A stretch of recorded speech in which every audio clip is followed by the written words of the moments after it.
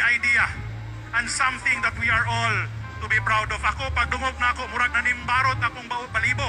Ako, kani, mugo ni mo usop sa tanan and finally say, kaning province of Negros, makasultig ko, pohon-pohon, for the next 3 to 4 years, muasinso kita gumikan sa pagtabang ni Presidente.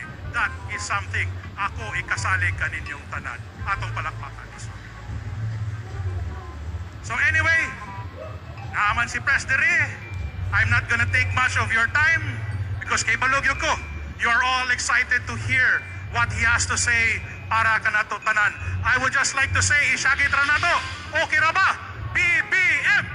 BBM! BBM! Dungata BBM! Matay mingaw man usab-usab.